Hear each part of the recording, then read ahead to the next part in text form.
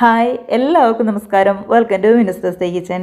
അപ്പോൾ ഇന്നത്തെ റെസിപ്പി എന്ന് പറയുന്നത് നമ്മുടെ ചൂട് സമയത്തൊക്കെ കഴിക്കാൻ പറ്റാവുന്ന, മനസ്സും ശരീരമൊക്കെ ഒരേപോലെ തണുപ്പിക്കാൻ പറ്റാവുന്ന ഒരു അടിപൊളി ഷേക്കിൻ്റെ റെസിപ്പിയാണ്. ഒരുപാട് ചിലവൊന്നുമില്ലാതെ നമ്മുടെ വീട്ടിൽ നമ്മുടെ കൺവെടുത്ത് എപ്പോഴും കാണുന്ന ചേരുവകൾ മാത്രം ഉപയോഗിച്ചുകൊണ്ട് ഈസി ആയിട്ട് നമുക്ക് റെഡിയാക്കാൻ പറ്റാവുന്ന ഒരു അവൽ മിൽക്ക് ഷേക്കിൻ്റെ റെസിപ്പി കേട്ടോ. അപ്പോൾ ഒരുപാട് ചേരുവകളൊന്നുമില്ല, സിമ്പിളാണ്, എല്ലാവർക്കും ട്രൈ ചെയ്ത് നോക്കാവുന്നതേ ഉള്ളൂ. ഇനിയിപ്പോൾ ഈ ചൂട് സമയത്ത് പെട്ടെന്നൊരു ഗസ്റ്റൊക്കെ കയറി വരികയാണെന്നുണ്ടെങ്കിൽ പോലും ഇതേപോലെ ഓടിപ്പോയി തയ്യാറാക്കി കൊടുക്കാവുന്നതേ ഉള്ളൂ. അത്രയ്ക്ക് എളുപ്പമാണ്.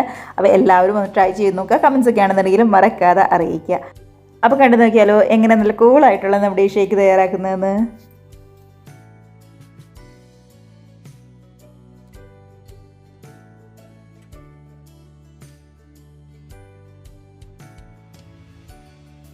അപ്പോൾ ഞാൻ ആദ്യം പറഞ്ഞ പോലെ തന്നെ നമ്മുടെ അവലാണ് മെയിനായിട്ട് വേണ്ടത്. അവൽ പതുക്കെ ഒന്ന് ചൂടാക്കി എടുക്കണം കേട്ടോ. എന്തായാലും അവൽ നന്നായിട്ട് തണുത്തിരിക്കുന്നതായിരിക്കുമല്ലോ, ശരിക്കും ഒന്ന് ചൂടാക്കി എടുക്കണം. ഒരുപാടൊന്നും കരിഞ്ഞു പോകാതെ ഒന്ന് ശ്രദ്ധിക്കുകയും വേണം.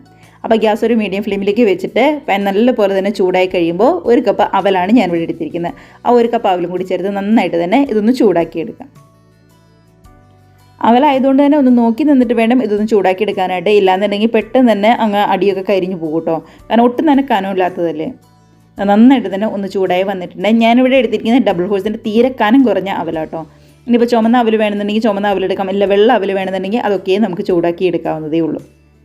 അവലെടുത്ത് കയ്യിലെടുത്ത് കുറച്ച് ഇതേപോലെ ഒന്ന് പൊടിച്ച് കഴിയുമ്പോൾ നന്നായിട്ട് ചൂടായി കഴിഞ്ഞ് കഴിഞ്ഞാൽ ഇങ്ങ് പൊടിഞ്ഞു വരും. അതാണ് കറക്റ്റുള്ള പരുവെന്ന് പറയുന്നത്.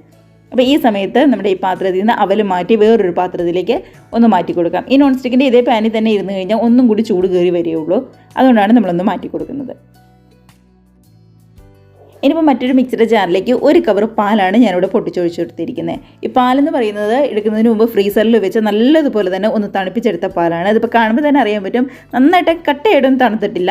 ഇതേപോലെ ചെറുതായിട്ട് തണുത്തിട്ടുമുണ്ട്, എന്നാൽ കുറച്ച് ഭാഗം പാലായിട്ട് കിടക്കുന്നുണ്ട്. അപ്പോൾ ഇതേപോലെ ഇങ്ങ് തണുപ്പിച്ചെടുക്കാനായിട്ട് ശ്രദ്ധിക്കുക.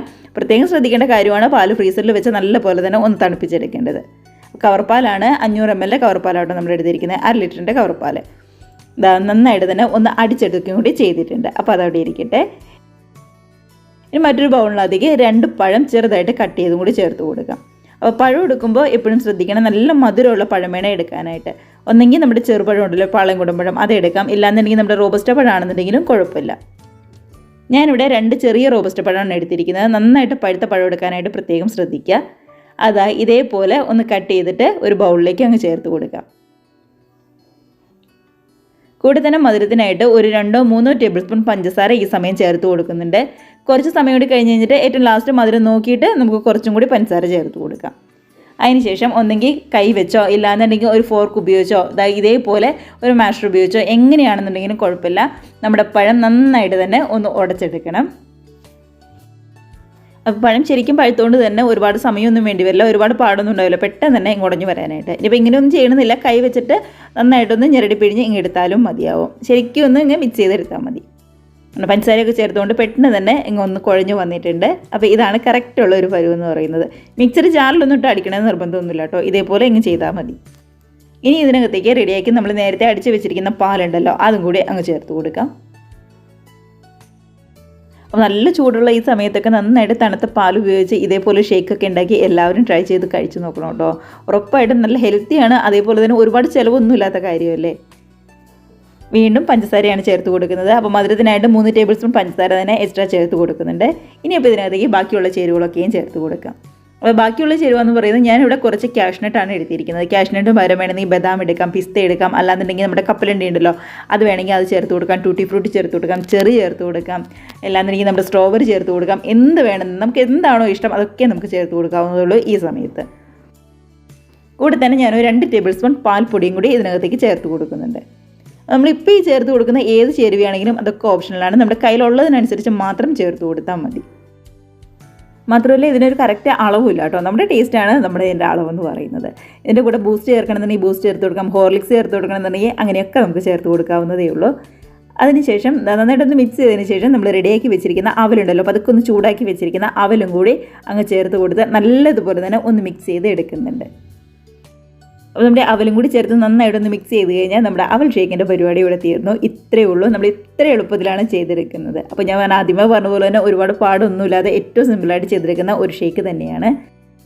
അപ്പം നമ്മളിത് ഓരോ സ്പൂൺ എടുത്ത് ഇങ്ങനെ കഴിക്കുമ്പോഴും അവലും ക്യാഷ്നട്ടും അതേപോലെ തന്നെ പഴത്തിൻ്റെ ചെറിയ തരിതരിപ്പും പാലും എല്ലാം കൂടി നമുക്ക് കിട്ടും. അപ്പോൾ ഇത്രയേ ഉള്ളൂ നമ്മുടെ ഷേക്കിൻ്റെ പരിപാടി എന്ന് പറയുന്നത്. ഇനി പൊട്ടുന്നതിൻ്റെ സമയം കളയാതെ നമുക്ക് സെർവിങ് ബൗളിലേക്ക് അങ്ങ് മാറ്റി കൊടുക്കാം. ഇനിയിപ്പോൾ ഏറ്റവും ലാസ്റ്റ് നമ്മൾ സെർവ് ചെയ്യാൻ നേരത്ത് കുറച്ച് ഐസ്ക്രീമും കൂടി അതിൻ്റെ മേളിലേക്ക് അങ്ങ് ചേർത്ത് കൊടുക്കുകയാണെന്നുണ്ടെങ്കിൽ പറയുണ്ടല്ലോ ടേസ്റ്റേ വേറെ ലെവലായിരിക്കും. അപ്പോൾ എടുക്കുമ്പോൾ വാനില ഐസ്ക്രീം തന്നെ എടുക്കാനായിട്ട് ശ്രദ്ധിക്കുക കേട്ടോ. അതാണ് കുറച്ചും കൂടി നല്ല ടേസ്റ്റ് ഉണ്ടാവുന്നത്. അതിനുശേഷം എന്താ ഇതേപോലെ സെർവിങ് ഗ്ലാസ്സിലേക്ക് അങ്ങ് മാറ്റി കൊടുക്കുവാണ്. അപ്പോൾ കഴിക്കുമ്പോൾ നന്നായിട്ട് തണുപ്പോട് കൂടി തന്നെ കഴിക്കണം. ഇനിയിപ്പോൾ തണുപ്പിച്ചിട്ട് കുറഞ്ഞു പോയെന്ന് തോന്നുകയാണെങ്കിൽ ഉടനെ തന്നെ ഫ്രിഡ്ജിൽ വെച്ചിട്ട് ഒന്നും കൂടി അങ്ങ് തണുത്ത് കഴിയുമ്പോൾ കഴിച്ചാൽ മതി. പാലിന് തണുപ്പുള്ളതുകൊണ്ട് പെട്ടെന്നൊന്നും തണുപ്പ് പോവില്ല. എന്നാലും നല്ല തണുപ്പുണ്ടെന്നുണ്ടെങ്കിൽ കുറച്ചും കൂടി നല്ലതായിരിക്കും ഈ ചൂട് സമയത്തൊക്കെ. അപ്പോൾ നമ്മൾ സെർവ് ചെയ്യുന്നതിന് മുമ്പേ ഇത് കുറച്ചും കൂടി അവൽ ഒന്ന് ചൂടാക്കി എടുത്തിട്ടുണ്ടായിരുന്നു. അപ്പോൾ ആ അവൽ ഇതിൻ്റെ മേളിലേക്ക് നമ്മുടെ 2 ഗ്ലാസിൻ്റെ മേളിലേക്കും കുറച്ചായിട്ട് വിതറി കൊടുക്കുന്നുണ്ട്. അപ്പോൾ കഴിക്കാൻ നേരത്ത് ഈ ക്രിസ്പി ആയിട്ടുള്ള അവലും കൂടി കഴിക്കാനായിട്ട് കിട്ടും. കൂടെ തന്നെ കുറച്ച് കാഷ്നട്ടും കൂടി നമ്മൾ ഇതിൻ്റെ മേളിലേക്ക് അങ്ങ് ചേർത്ത് കൊടുക്കുന്നുണ്ട്. അപ്പോൾ ഇത്രയേ ഉള്ളൂ നമ്മുടെ ഷേക്കിൻ്റെ പരിപാടി എന്ന് പറയുന്നത്. അവലും പഴവും അതേപോലെ തന്നെ നമ്മുടെ പാലുമാണ് മെയിനായിട്ട് വേണ്ടത്. അപ്പം നമ്മുടെ വീട്ടിലേക്ക് ഇപ്പോൾ പെട്ടെന്നൊരു ഗസ്റ്റൊക്കെ കയറി വരികയാണെന്നുണ്ടെങ്കിൽ അവലും പഴമൊക്കെ ഉപയോഗിച്ചുകൊണ്ട് ഇതേപോലെ ഉറപ്പായിട്ടും ട്രൈ ചെയ്ത് നോക്കാവുന്നതേ ഉള്ളൂ. അപ്പോൾ ഞാൻ ആദ്യം പറഞ്ഞതുപോലെ തന്നെ ഇതിൻ്റെ ഉള്ളിൽ ബാക്കി ചേർക്കുന്ന ചേരുവകളൊക്കെ നമ്മുടെ ടേസ്റ്റിനനുസരിച്ച് മാത്രം ചേർത്താൽ മതി. ഒരു നിർബന്ധവും ഇല്ല. നമ്മുടെ കയ്യിൽ ഏതാണോ ഉള്ളത് അതനുസരിച്ച് മാത്രം ചേർത്താൽ മതി. അപ്പോൾ ഇത്രയേ ഉള്ളൂ. എല്ലാവരും ട്രൈ ചെയ്ത് നോക്കുക. കമൻസൊക്കെ ആണെന്നുണ്ടെങ്കിലും മറക്കാതെ അറിയിക്കുക. അപ്പോൾ വീഡിയോക്ക് ഇഷ്ടമായിട്ടുണ്ടെങ്കിൽ ഒന്ന് ലൈക്ക് അടിച്ച് ഷെയറും കൂടി ചെയ്യാനായിട്ട് മറന്നു പോകരുത്. അതേപോലെ തന്നെ ആദ്യമായിട്ട് നമ്മുടെ ചാനൽ ആരെയും കാണുന്നവരുണ്ടെങ്കിൽ വീഡിയോ റെസിപ്പിക്ക് ഇഷ്ടമായിട്ടുണ്ടെങ്കിൽ പ്ലീസ് നമ്മുടെ ചാനലും കൂടി ഒന്ന് സബ്സ്ക്രൈബ് ചെയ്ത് സപ്പോർട്ട് ചെയ്യുക കേട്ടോ. അപ്പോൾ എല്ലാവരും നല്ല ചൂട് സമയത്ത് ഹാപ്പി ആയിട്ട് നമ്മുടെ ഈ തണുത്ത ഷേക്കൊക്കെ കഴിച്ച് കൂളാവാൻ ശ്രമിക്കുക. നമുക്കിതേപോലുള്ള പുതിയ അടിപൊളി വീഡിയോസൊക്കെ ആയിട്ട് വീണ്ടും കാണാം. അതുവരെ എല്ലാവർക്കും ബൈ.